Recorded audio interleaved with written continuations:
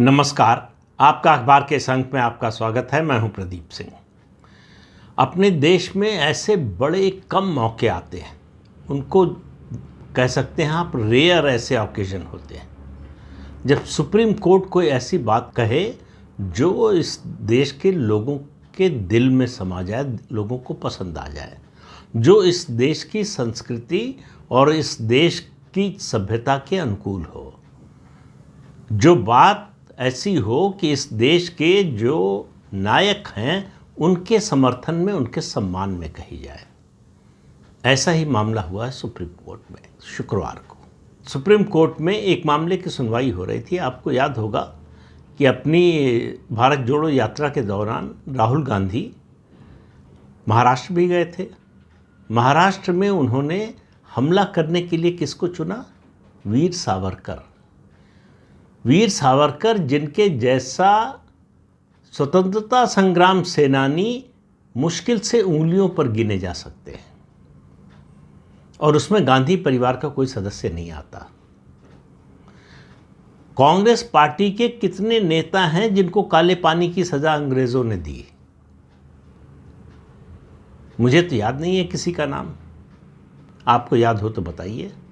11 साल काले पानी की सजा। कोल्हू में बैल की जगह उनको लगाया गया, अंडा सेल में रखा गया। अब ये जो नेहरू जाते थे जेल ना, तो इनको स्टेनो मिलता था, बाकी सुविधाएं मिलती थी, घर के कपड़े मिलते थे। वहाँ कोई स्टेनो वगैरह जैसी कोई चीज़ ही नहीं थी सावरकर के लिए। तो सेल जो थी, उनकी जो कोठरी थी, उसकी दीवार पर कोयले से लिखते थे कविता और उसको कंठस्थ कर लेते थे। और कितने अत्याचार हुए उन पर, उसकी कोई गिनती नहीं है। लेकिन उनका विश्वास डिगा नहीं। उनके बारे में राहुल गांधी जैसा व्यक्ति, जिसकी अपनी पूरी जिंदगी में कोई उपलब्धि नहीं है सिवाय इसके कि वो इंदिरा गांधी के पोते हैं और जवाहरलाल नेहरू, मोतीलाल नेहरू के परिवार से आते हैं। इसके अलावा कोई उपलब्धि नहीं है। ये जो सरनेम है वो भी जो है हथियाया हुआ सरनेम है। इस सरनेम की रोटी खा रहे हैं वो वीर सावरकर का अपमान करते हैं, माफ़ी वीर कहते हैं। क्यों? क्योंकि उन्होंने जो चिट्ठी लिखी थी वायसराय को,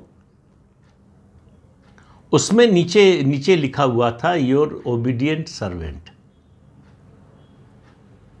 इसको लेकर उन्होंने कहा कि वीर सावरकर अंग्रेज़ों के नौकर थे। ये उन्होंने खुद माना है। अब ये बात आप जो है केवल राहुल गांधी से इसकी उम्मीद कर सकते हैं। उनको अगर थोड़ी सी अकल होती तो थोड़ा सा देख लेते कि उनकी दादी ने, इंदिरा गांधी ने, वीर सावरकर के बारे में क्या कहा। जो चिट्ठी लिखी थी, उनकी मृत्यु पर जो प्रशंसा की थी कि भारत के सपूत थे, और इंदिरा गांधी ने प्रधानमंत्री रहते हुए वीर सावरकर की याद में एक डाक टिकट जारी कराया था। उन वीर सावरकर के बारे में राहुल गांधी की ये बोलने की हिम्मत क्यों हुई? क्योंकि हम आप इसका कोई जवाब नहीं देते हैं। क्योंकि हमारे मन में अपने स्वतंत्रता संग्राम के जो असली नायक हैं उनके प्रति मन में सम्मान नहीं है। उनका कोई भी अपमान कर दे, हम चुपचाप बर्दाश्त कर लेते हैं, सुन लेते हैं। लेकिन बहुत अच्छी बात यह हुई है कि देश के सुप्रीम कोर्ट ने ये सुनने से, ये मानने से इनकार कर दिया। सुप्रीम कोर्ट की खंडपीठ के सामने मामला था। राहुल गांधी के इस बयान पर उनके खिलाफ एक मानहानि का दावा किया गया। क्रिमिनल डिफेमेशन केस फाइल हुआ। उस पर जो है पर्सनल अपीयरेंस से और उस पूरी कार्रवाई को रोकने के लिए वो सुप्रीम कोर्ट गए थे, और जाहिर है उनके वकील थे अभिषेक मनु सिंघवी। सुप्रीम कोर्ट ने जो कहा, राहुल गांधी को वो जिंदगी भर याद रहना चाहिए। और मेरा मानना है कि सुप्रीम कोर्ट ने किसी भी नेता की इस तरह की बेइज्जती कभी नहीं की। बहुत सम्मानजनक शब्दों में बात कही, बहुत परिष्कृत भाषा में बात कही, लेकिन अगर किसी में थोड़ा सा भी आत्मसम्मान हो तो उसको अपमान लगेगा। अब ये राहुल गांधी पर है कि वो क्या सोचते हैं अपने बारे में। सुप्रीम कोर्ट ने कहा कि अगर आपको इतिहास भूगोल की जानकारी नहीं है तो इस तरह के बयान मत दीजिए। मतलब सीधे सीधे उनकी पढ़ाई लिखाई, उनकी समझ पर सवाल उठाया। फिर कहा कि स्वतंत्रता संग्राम सेनानियों का अपमान नहीं होना चाहिए, उनका सम्मान होना चाहिए। और राहुल गांधी के वकील से कहा कि जिस भाषा पर आपत्ति है, जिसको लेकर आलोचना हो रही है, वो तो गांधी जी ने भी लिखी है। गांधी जी हर अपने पत्र में नीचे लिखते थे, योर ओबीडियंट सर्वेंट। तो सवाल यह है कि गांधी महान हो गए और सावरकर जो है माफी वीर हो गए। ये है कांग्रेस की सोच अपने देश के नायकों के बारे में। तो सुप्रीम कोर्ट ने इतना तो किया कि क्रिमिनल प्रोसीडिंग्स, जो क्रिमिनल केस चल रहा था, उस पर फिलहाल स्टे लगा दिया है, केस को खत्म नहीं किया है। तो राहुल गांधी को अभी इस केस का और सामना करना पड़ेगा। और इतने पर ही सुप्रीम कोर्ट नहीं रुक गया, यहां तक कहा कि अब भविष्य में अगर इस तरह का बयान राहुल गांधी ने दिया तो हम सुओ मोटो उसका संज्ञान लेंगे और एक्शन लेंगे, स्वतः संज्ञान लेकर एक्शन लेंगे।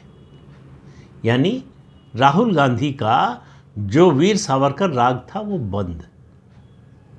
अब राहुल गांधी में अगर हिम्मत है तो वो फिर से वीर सावरकर के बारे में जो बोल रहे थे उसको दोहरा कर दिखाएं। वो कहते थे कि मैं माफ़ी नहीं मांगता, सुप्रीम कोर्ट से माफ़ी राहुल गांधी नहीं मांगी थी, वीर सावरकर ने किसी से माफ़ी नहीं मांगी। वीर सावरकर जैसा जीवट वाला चरित्रवान व्यक्ति, इतना जुझारू व्यक्ति, जो मातृभूमि के लिए लड़ा, जिसके पास अपना एक विजन था, विचारधारा थी, सोच थी, उस एक व्यक्ति से अंग्रेज सरकार डरती थी। यूरोप में, इंग्लैंड में उनके लेख न छपने पाए, अगर छप गए हैं तो उसकी प्रति न बंटने पाए, इसके लिए काम करती थी ब्रिटिश सरकार, पूरी ताकत लगा देती थी। उनको लगता था कि अपने लेख से जो है परिवर्तन ला सकते हैं, क्रांति ला सकते हैं। ये डर था सावरकर से अंग्रेजों को। नेहरू गांधी परिवार से कौन सा डर था? वहां तो मित्रता चल रही थी। नेहरू एडविना की चिट्ठियां जो है सोनिया गांधी नेहरू मेमोरियल लाइब्रेरी से उठाकर ले गई। सरकार बार बार मांग रही, आज तक लौटाया नहीं। उसके अलावा बहुत सारे दस्तावेज ले गए। आखिर उनमें ऐसा क्या है? और जितना कुछ छप चुका है उससे ज़्यादा मुझे लगता है क्या होगा। लॉर्ड माउंटबेटन ने एडविना और जवाहरलाल नेहरू के संबंधों का इस्तेमाल किया भारत को आज़ादी के समय दबाने के लिए, अंग्रेज़ों की शर्तें मनवाने के लिए। ये मैं नहीं कह रहा हूँ, तमाम लेखक, तमाम बुद्धिजीवी इस बात को, इतिहासकार इस बात को कह चुके हैं। और ये मामला ऐसा है, इस रहस्य से अभी तक पर्दा पूरी तरह से उठा नहीं है कि आखिर एडविना माउंटबेटन की भारत के विभाजन में क्या भूमिका थी, और उनकी जो भूमिका थी उसमें जवाहरलाल नेहरू का क्या कंट्रीब्यूशन था, कितना प्रभाव था। ये बातें देश के लोगों के सामने आनी चाहिए, क्योंकि इतिहास का ज्ञान होना चाहिए, इतिहास की जानकारी होनी चाहिए, इतिहास का सच हमेशा सामने आना चाहिए। इतिहास का सच आपके सामने होगा तो आपको भविष्य की योजना बनाने में, भविष्य की रणनीति बनाने में, भविष्य के बारे में सोचने में मदद मिलती है। इतिहास जानने का मतलब ये नहीं कि बदला लेना। इतिहास जानने का मतलब है कि जो अतीत में गलती की है वो दोहराए नहीं, और जिस हमारी कमजोरी का फायदा हमारे विरोधियों, दुश्मनों ने उठाया, वो फिर न होने दें। और ये तभी संभव है जब आप सही इतिहास की जानकारी आपको हो। तो सुप्रीम कोर्ट का ये फैसला राहुल गांधी और उनके जो सलाहकार हैं उनको पूरे जीवन याद रहेगा। पहली बार गांधी परिवार के किसी सदस्य के बारे में सुप्रीम कोर्ट की ओर से यह टिप्पणी आई है। उनकी समझ पर सवाल उठाया गया है। कहा गया कि उनको इतिहास की कोई जानकारी नहीं है, स्वतंत्रता संग्राम सेनानियों के बारे में कोई जानकारी नहीं है, उसकी समझ नहीं है। और ये बात बिल्कुल ठीक कही गई है और राहुल गांधी इस बात को बार बार साबित करते हैं कि उनको स्वतंत्रता संग्राम का जो आंदोलन था उसकी कोई समझ नहीं है।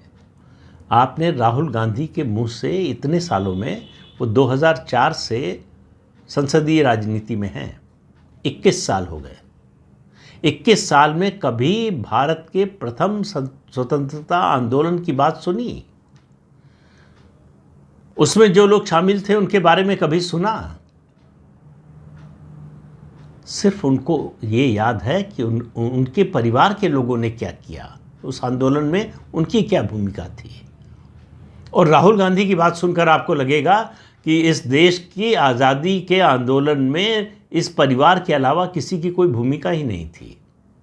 जो कुछ किया इसी परिवार ने किया। और अभी तो बड़ी हास्यास्पद बात उन्होंने जो है जाकर अमेरिका में कही, मतलब अपना तो मजाक उड़ाते ही हैं, अब देश का भी मजाक बनाते हैं कि भारत में प्रतिपक्ष का नेता इस तरह की बात कर सकता है, इस तरह की बचकाना बात कर सकता है। मैंने पिछले वीडियो में बताया था उसके बारे में कि उन्होंने कहा अंग्रेज़ों ने गांधी जी को लंदन में जो है ट्रेन से फर्स्ट क्लास डिब्बे से फेंक दिया था, तो नेहरू जी अपने अपने कज़न्स के साथ जो है गए इलाहाबाद रेलवे स्टेशन पर और अंग्रेज़ों को फर्स्ट क्लास के डिब्बे से बाहर फेंक दिया। मैंने बताया था उस समय जब ये घटना हुई थी, पहली बात तो ये लंदन में नहीं हुई, दक्षिण अफ्रीका में हुई। राहुल गांधी को ये इतिहास की इतनी बेसिक जानकारी नहीं। दूसरी बात, जब ये घटना हुई तब जवाहरलाल नेहरू की उम्र जो है 4-5 साल की थी और 4-5 साल का बच्चा जो है ये काम करेगा, ये बात केवल राहुल गांधी बोल सकते हैं। ये जो आत्मश्लाघा है, अपने को महामानव दिखाने की, बहुत बड़ा दिखाने की, आम लोगों से बहुत अलग और बहुत बड़ा दिखाने की, वो रस्सी जल गई, बल नहीं गए। मोतीलाल नेहरू से सिलसिला शुरू हुआ। मोतीलाल नेहरू, जवाहरलाल नेहरू, इंदिरा गांधी, राजीव गांधी, और उसी क्रम में रखकर देखिए सोनिया गांधी को भी, और अब राहुल गांधी और प्रियंका। और दूसरी बात ये कि 1947 के बाद से इनमें से जितने लोग सत्ता में आए इस परिवार से, जवाहरलाल नेहरू को छोड़कर कोई पढ़ा लिखा नहीं, मतलब कोई ग्रेजुएट नहीं हो पाया। अगर ये नियम बन गया होता आज़ादी के बाद कि केवल ग्रेजुएट ही जो है मंत्री बन सकते हैं, मुख्यमंत्री बन सकते हैं, प्रधानमंत्री बन सकते हैं, तो इस परिवार का कोई सदस्य जो है प्रधानमंत्री नहीं बनता। उससे कम तो ये मानते हैं कि हमारी बेइज्जती है। मुख्यमंत्री बनना या मंत्री बनना जो है इसको अपमानजनक मानते हैं। उनका मानना है कि हम पैदा हुए हैं सिर्फ एक पद के लिए, और वो है प्रधानमंत्री का पद। तो ये गलतफहमी जनता लगातार दूर कर रही है। गांधी परिवार से आखिरी व्यक्ति जो प्रधानमंत्री बना वो राजीव गांधी थे, जो 1984 में बने, और वो भी बने इसलिए कि इंदिरा गांधी की हत्या हो गई थी, उसकी सहानुभूति की लहर थी, इसलिए बने। उसके बाद से इस परिवार का कोई व्यक्ति प्रधानमंत्री बन नहीं पाया। सोनिया गांधी ने भरपूर कोशिश की, सफल नहीं हो पाई। राहुल गांधी लगातार कोशिश कर रहे हैं पिछले 3 लोकसभा चुनावों से। तो प्रधानमंत्री बनना तो छोड़िए, 100 का आंकड़ा नहीं पार कर पा रहे हैं, 100 के आंकड़े पर नहीं पहुंच पा रहे हैं। लेकिन सावरकर के बारे में अब उनका बोलना बंद हो जाएगा, ये मानकर चलना चाहिए। अब उनकी हिम्मत नहीं होगी कि वीर सावरकर के बारे में कोई अभद्र टिप्पणी कर सके। तो इस अंक में इतना ही। अगले अंक में फिर मिलेंगे किसी नए मुद्दे के साथ। तब तक के लिए अनुमति दीजिए। आपसे अनुरोध है कि ये चैनल देखिए, शेयर कीजिए, लाइक कीजिए और सब्सक्राइब ज़रूर कीजिए। नमस्कार।